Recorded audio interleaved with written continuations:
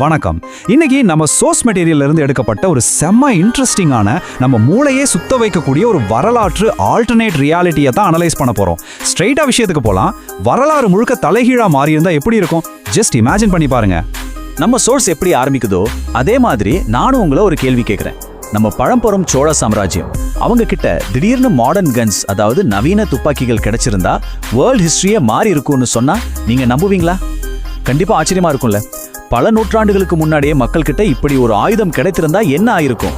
இது வெறும் fan fiction இல்ல, வரலாற்றை எப்படியெல்லாம் புரட்டி போடுங்கிற ஒரு தெளிவான விவாதம். சரி, இப்போ நம்ம இந்த முதல் கான்செப்ட்குள்ள என்டர் ஆகலாம். இதுதான் வரலாற்றுல நாம கேட்கக்கூடிய அல்டிமேட் வாட் இஃப் சினாரியோ. இந்த தாட் எக்ஸ்பெரிமெண்ட்டோட பெரிய வித்தியாசத்தை நம்ம சோர்ஸ் எவ்வளவு தெளிவா காட்டுது பாருங்க. ராஜராஜ சோழனோட படைகள் வழக்கமா வச்சிருக்கும் வால், ஈட்டிக்கு பதிலா அவங்க கைகளில் மாடர்ன் AK-47 ரைஃபிள்ஸ் இருந்தா எப்படி இருக்கும்னு கொஞ்சம் மைண்ட்ல கொண்டு வாங்க. ஒரு பக்கம் தட்டி தடுமாறி போரிடும் அந்த காலத்து படைகள், இன்னொரு பக்கம் ஆட்டோமேட்டிக் ஆயுதங்களோட நம்ம சோழர்கள். இந்த ஒரு சின்ன திருப்பம் மொத்த போர்க்களத்தையும் எப்படி மாற்றி அமைக்கணும் தான் நம்ம தெளிவா பார்க்க போறோம். இப்போ அடுத்த கட்டத்துக்கு போவோம். தடுக்கவே முடியாத ஒரு பெரிய கடற்படை எப்படி உருவாகும்னு பார்க்கலாம். நம்ம சோர்ஸிங்க ஒரு முக்கியமான பாயிண்ட்டை ஹைலைட் பண்ணுது. சோலாஸ் ஆல்ரெடி சீ வார்ஃபேர், அதாவது கடல் போர்ல ரொம்ப டேஞ்சரஸான ஆளுங்க. அப்பவே அவங்க கப்பல் படை பயங்கர ஸ்ட்ராங். ஆனா அதோட சேர்த்து மிசைல்ஸ், மிஷின் கன்ஸ்லாம் ஆட் ஆனா வேற லெவல் தான். கண்டிப்பா சவுத் ஏஷியா முழுக்கும் அவங்க ஃபுல் கண்ட்ரோல்ல தான் வந்திருக்கும். எங்க திரும்பினாலும் அவங்க கொடி தான் பறந்திருக்கும். நம்ம சோர்ஸ்ல இதுக்காக ஒரு பஞ்சியான லைன் யூஸ் பண்ணிருக்காங்க. அது என்னன்னா, பிரிட்டிஷ் இந்தியாவுக்கு வர்ற சான்ஸே இருக்காது. உண்மைதானே? சோலாஸ் கிட்ட மட்டும் இந்த மாடர்ன் ஆயுதங்கள் இருந்திருந்தா பிரிட்டிஷ் ஆட்டாகம் நம்ம பக்கம் திரும்பியே இருக்காது. இந்தியாவை அவங்க ஆட்சி செய்ய வந்திருக்கவே முடியாது. நம்ம வரலாறு லிட்ரலி நம்ம நினைச்சு பார்க்காத அளவுக்கு மாறி இருக்கும். யூரோப்பியன் ஆர்மிஸ் எல்லாம் சோழா நேவியோட இந்த படைபலத்தை பார்த்து லிட்ரலா நடுங்கி போயிருப்பாங்க.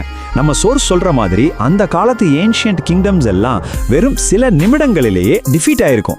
போர் நாட்கள் கணக்கில் நடக்காது, சிலர் நிமிடங்களிலேயே முடிவுக்கு வந்திருக்கும். அவ்வளோ ஒரு ஓவர் பவரிங்கான ஆதிக்கம் அவங்களோட தான் இருந்திருக்கும். இது எவ்வளோ பெரிய தாக்கம்னு உங்களுக்கு ஃபீல் ஆகுதா?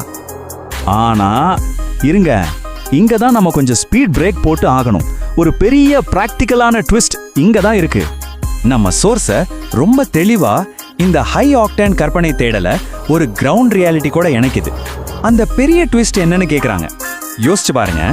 பழங்கால பேரரசுகள் கிட்ட மாடர்ன் வெப்பன்ஸ் கொடுத்தால் வரக்கூடிய முதல் பெரிய சிக்கல் என்ன? ஆயுதம் மட்டும் கையில இருந்தா போதுமா?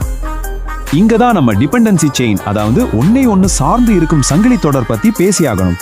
மாடர்ன் கன்ஸ் வச்சிருக்கலாம், ஆனா அதுக்கு புல்லட்ஸ் வேணும்ல. புல்லட்ஸ் வேணும்னா அதை உருவாக்க பெரிய ஃபேக்டரிஸ் வேணும். ஃபேக்டரிஸ் ஓடணும்னா ஃபியூவர், டெக்னாலஜி மற்றும் ரெகுலர் மெயின்டெனன்ஸ் வேணும். இது எல்லாமே ஒன்னோட ஒன்று பின்னி பிணைந்த விஷயம். வெறும் துப்பாக்கியை மட்டும் கையில் வைத்துக்கொண்டு கண்டினியூஸா யுத்தம் செய்ய முடியாது.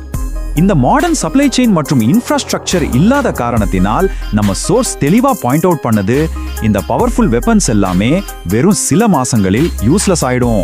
ஆமாங்க, தொட்டாக்கள் தேர்ந்தவுடன் என்ஜின் மற்றும் ஆயுதங்களை பராமரிக்க முடியாத நிலையில் அந்த பெரிய ஆயுதங்கள் அறுக்குக்கு கூட பயன்படாம ஒரு இரும்பு துண்ட மாதிரி மாறிவிடும். சரி, இப்போ நம்ம ஃபைனல் செக்ஷனுக்கு வரோம். இந்த சினாரியோவோட குளோபல் கான்சிக்வன்ஸ், அதாவது உலகளாவிய தாக்கம் எப்படி இருக்கும்னு பார்க்கலாம்.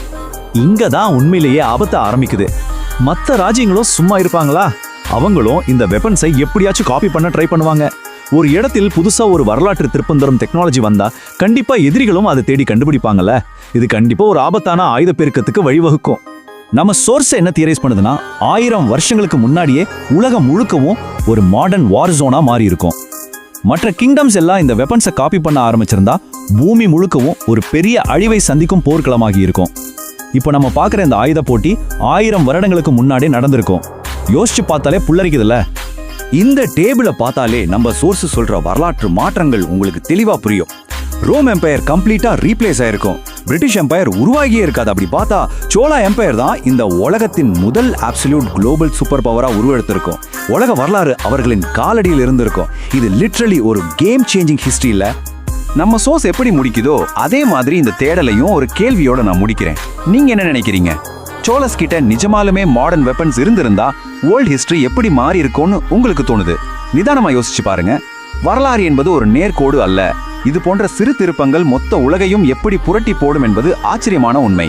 மீண்டும் இன்னொரு தேடலுடன் சந்திப்போம்.